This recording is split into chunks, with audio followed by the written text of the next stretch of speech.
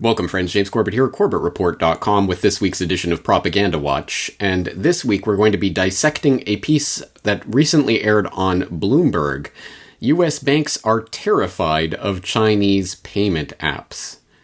Now, I hate to be the bearer of bad news. I hate to spoil the fun. But no, U.S. banks are not terrified of Chinese payment apps, despite what Bloomberg propaganda would have you believe. In China, people use mobile services owned by Alibaba and Tencent to do almost everything.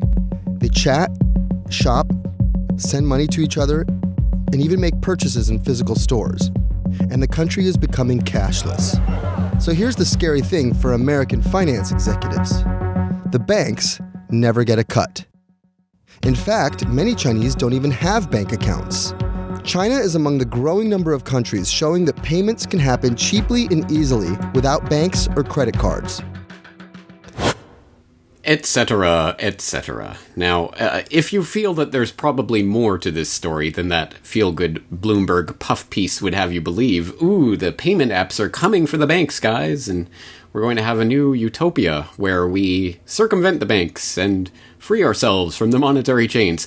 Well, if you think there's more to this story, then congratulations, you're completely correct. Now, I will, as usual, exhort you to go and watch that full piece from Bloomberg so that you know what the propaganda spiel is, but I think there's a couple of things that we have to note as gigantic red flags on this idea that payment apps are going to come along and save us from the banks. First is that we should not be actively applauding the headlong rush towards the cashless society, where all of our transactions will be stored and analyzed in real time, precisely as the Total Information Awareness Office was explicitly set up to do back a decade and a half ago, before there was the big public outcry that forced it to go underground and basically take all of its ideas and put it into the bowels of the NSA, where we know it is operating to this day.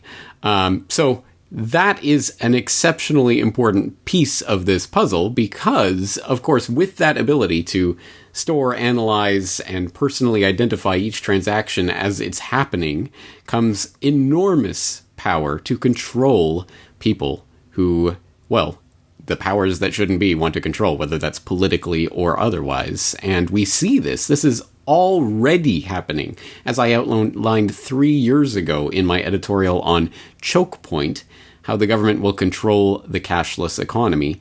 And there I outlined several precise instances of how people are already being financially wiped off the face of the planet for political wrongthink in this semi-cashless society of today. So can you imagine the cashless world of tomorrow that they are painting as some sort of utopia in this Bloomberg puff piece? This is not the direction we want to be going in, definitively. And secondly, at best, even if things were to play out something like what this the Bloomberg piece is suggesting, that, oh, the banks will be cut out of all of these payment gouging, these fees and transaction fees that they get from all of the payments that are taking place currently, well, all you're really doing is swapping out one money master for another. And in the end, I think they're ultimately manifestations of the same thing. What am I talking about specifically? Well, the idea here is that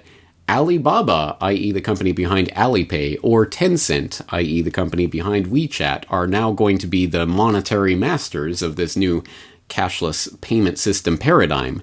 But who really are these people behind these companies? What are they? And is it going to be better for the people behind those companies to be in charge of the economy and handling our transactions than the banks themselves? Well, 6 of one, half a dozen of the other.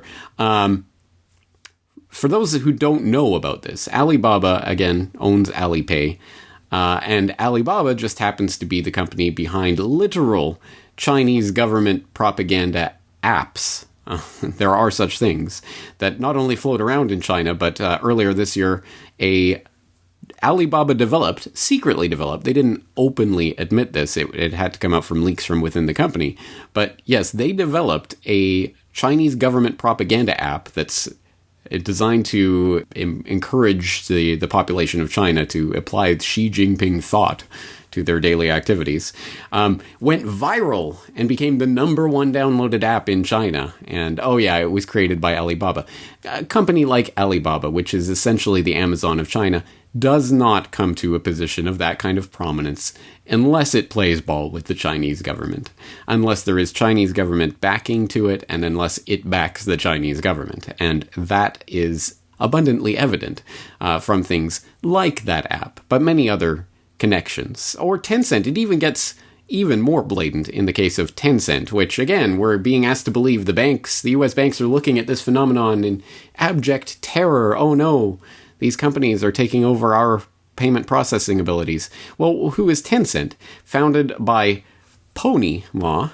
The Tencent website used to, formerly, before it was scrubbed and shoved down the memory hole, it used to admit that Ma was a deputy to the 5th Shenzhen Municipal People's Congress and serves in the 12th National People's Congress. I wonder why they scrubbed that from the website, given increased scrutiny of Chinese firms and big tech and their relation to the Chinese government. But it does still admit that President Martin Lau, the president of Tencent, again, behind WeChat, which is one of the main payment app in China, prior to joining Tencent, Martin Lau was, drumroll please, an executive director at Goldman Sachs Asia LLC's investment banking division and the chief operating officer of its telecom media and technology group. So there you go. So ultimately, it is going to be the bankers and their Bilderberg buddies who are already preparing the way for this cashless payment app system of the future rollout in the West. It's already happening through Venmo and PayPal and other things, which we know are intimately tied into the banking system and wouldn't exist without intimate and deep bankster ties of people like PayPal co-founder and Bilderberg attendee Peter Thiel, amongst others. But I mean, that's the kind of rabbit hole that one can easily stumble down when looking through the connections here and seeing that, no, the payment app system of the future is going to be controlled by the same individuals and their bankster buddies. But perhaps even more tellingly is where this is ultimately going. Because this is going to a world in which you are not only surveilled, but actively controlled, and your money is not your own. It is the government's to take as they please at any time they want for any infraction, real or imagined. Well, you jaywalked and you had facial recognition. The craziest thing, I actually got this. Yeah, so I was jaywalking in Nanshan, and all of a sudden I got a fine to my WeChat. Was it instant? It was about 20 seconds after, I guess. And I had money in my balance, it just went straight out. And this is just the most incredible thing. It just came straight out. Didn't even authorize it. And that was incredible. That's crazy. That, right there, is a horrifying story. An absolutely chilling story. This is already happening. The facial recognition camera networks are now automatically tied in with the police, who can then monitor infractions, presumably with some sort of artificial intelligence or what have you, as it's happening, and then automatically take money for a fine. Obviously, no judge, no jury, no trial. They simply pronounce you guilty and take money out of your account as a fine, and it happens in the space of 20 or 30 seconds. That is absolutely terrifying, and that is the world that this type of payment app technology, again administered in central locations by Bilderberg-connected banksters who are obviously tied in with the government, that's the vision of the future for these technocrats. And, oh, irony of ironies, that piece also comes from Bloomberg. So Bloomberg pointing out the absolute horrifying vision of the Chinese state surveillance society when it suits their purposes, but also saying how it'll be a good thing when it suits their purposes. So that's the way the propaganda functions in that sense. And just as a bonus, since we're here in Propaganda Watch, I will also direct people to Jimmy Dore, who covered this particular story recently, but I think did so in an unhelpful way by parroting the Bloomberg headline that banksters are terrified about these Chinese payment apps in the title of his YouTube video, and then spent half of the video simply watching the Bloomberg video without comment, with the only comment being his reactions on screen. Oh, wow, look at this, guys. Hey, Chinese don't have bank accounts. It must be utopia.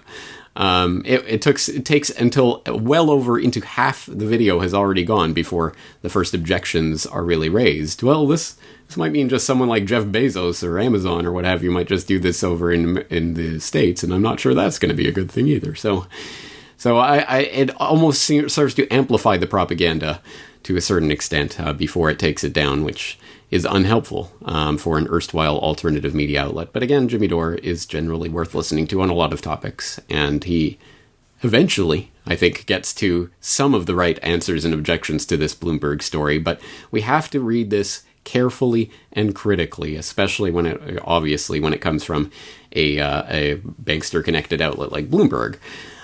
So this is the story. Long story short, no, the banksters are not terrified of Chinese-style payment apps coming to the US and elsewhere.